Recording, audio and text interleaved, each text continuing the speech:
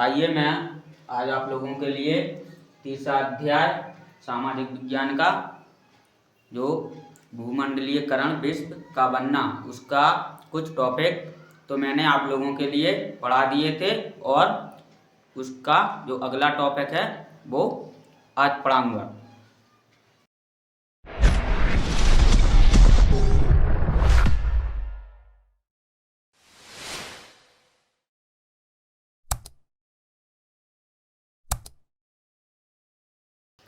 Hello friends, जय हिंद दोस्तों। आइए हमारे यूट्यूब चैनल में AR कोचिंग सेंटर चैनल में आपका स्वागत है।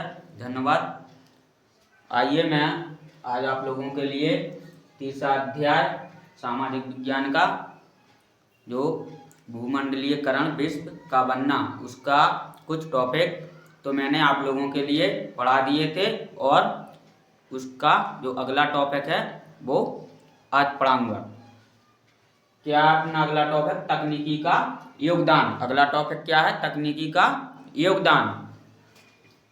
तकनीकी का योगदान में स्टेप बाय स्टेप हैं और वो अपन को पढ़ना है और कॉपी पे नोट करके रखना है।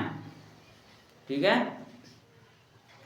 इस दौरान विश्व की अर्थव्यवस्था के भूमंडलीकरण में टेक्नोलॉजी ने एक अहम भूमिका निभाई।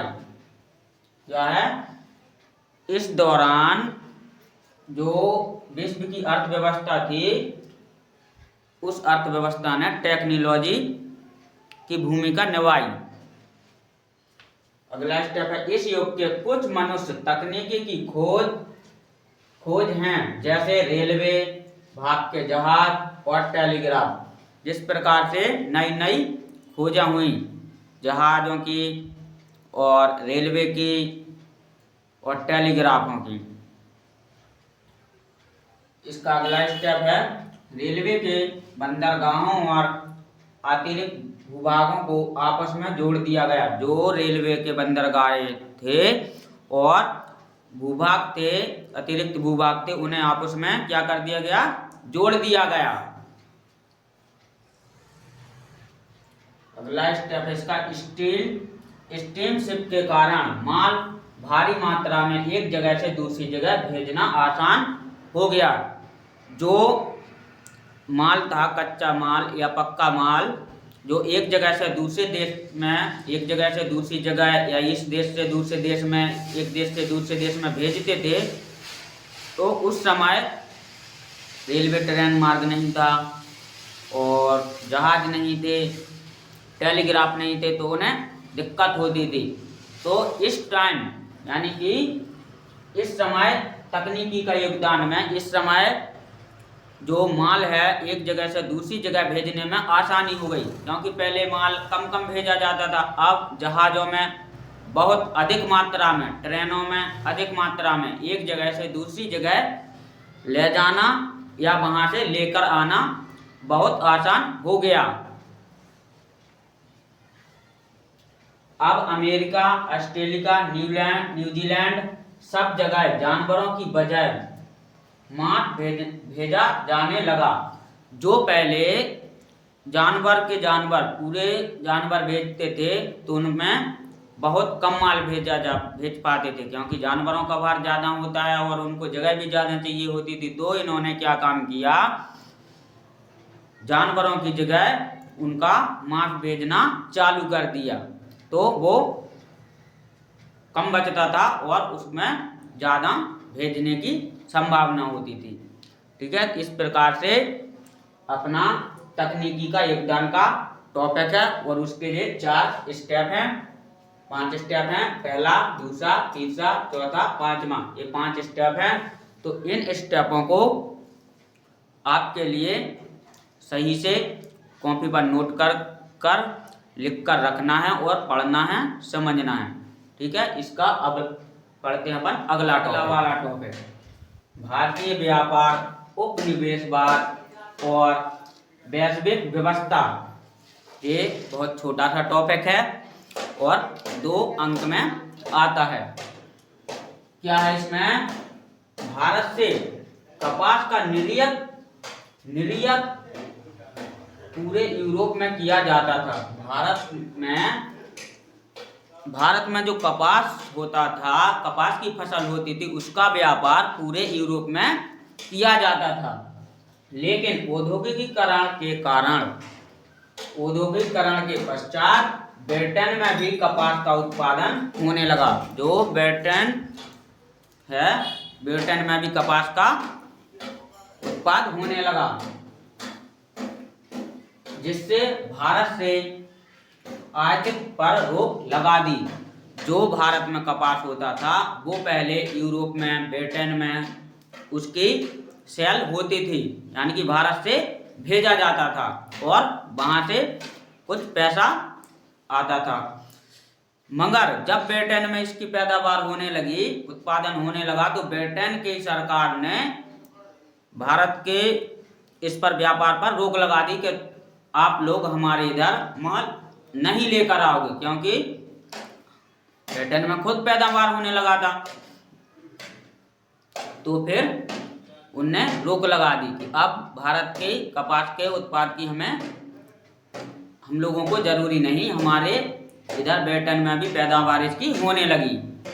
ठीक है, ये इतना सा स्टेप है और बहुत अच्छा है, इसको पढ़कर रखना है, समझकर। पढ़ते हैं अगला टॉपिक, भारतीय व्यापार और उपनिवेशवाद। भारतीय व्यापार और उपनिवेशवाद, इसमें 5 स्टेप हैं।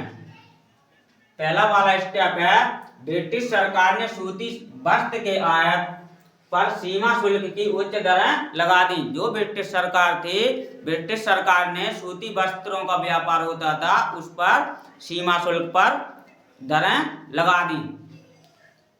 उच्च दरों का मतलब ज्यादा पैसा, ऊंची दरें लगा दी गई।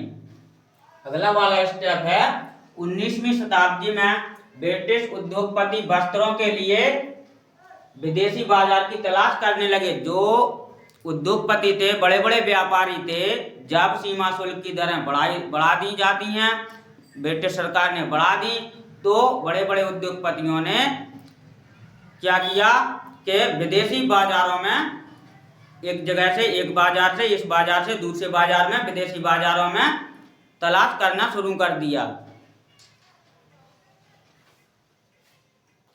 लगे, जिससे भारतीय उद्योगों पर प्रतिकूल प्रभाव पड़ा। जिस प्रकार से जो भारतीय उद्योगपति थे और उन लोगों पर बहुत प्रभाव पड़ा। अगला स्टेप है अपना तीसरा वाला, जब तक विनिर्माण के निर्यात का गति से पतन हुआ, तब तक समान रूप से कच्चे माल के निर्यात में तेजी से वृद्धि हो गई। कच्चे माल में विनिर्माण के वजह से तेजी से वृद्धि हो गई। अंग्रेजों ने भारतीय किसानों पर नील और अफीम की खेती करने के लिए दबाव डाला। जो अंग्रेजी शासन था, अंग्रेजों ने भारतीयों पर नील और अफीम की खेती करवाने का दबाव डाला। अंग्रेजों का कहना था कि भारतीय जो किसान लोग हैं, उनसे नील और अफीम की खेती करवाई जाए, जिससे अंग्रेज सरकार ज्यादा से ज्यादा पैसा कमा सके। नील ब्रिटेन को निर्यात किया जाता था। निर्यात का मतलब भेजना। नील की खेती होती थी जो, तो नील का माल ब्रिटेन को निर्यात किया जाता था, यानी कि ब्रिटेन को भेजा जाता था। तथा अफीम चीन को निर्यात किया जाता था। अफीम चीन को भेजा जाता था और चीन से चाय को मंगवाया जाता था। नील ब्रिटेन को बेचते थे और अफीम चीन को। तो जो भेजते थे चीन से, वहां से बदले में चाय मंगवाते थे। ऐसा होता कि एक शहर में किसी चीज का ज्यादा पैदावार है और दूसरे शहर में उस चीज का पैदावार नहीं है, तो इस शहर से उस शहर में उस पैदावार वाली चीज को भेज देते हैं। और अगर उस शहर में और दूसरी वस्तु का पैदावार ज्यादा है, तो उस शहर से इस शहर में वो वाली चीज मंगवा लेते हैं। तो इसी प्रकार से इन लोगों का यह काम था कि ये लोग चीन को निर्यात, अफीम भेजते थे चीन को, और चीन इन्हें भेजती थी क्या, चाय। इस प्रकार से आज अपन ने भूमंडलीय विश्व बनाम वाले चैप्टर के 3 टॉपिक पढ़े हुए हैं और इसके जो अगले टॉपिक हैं वो अगली वीडियो में मिलेंगे।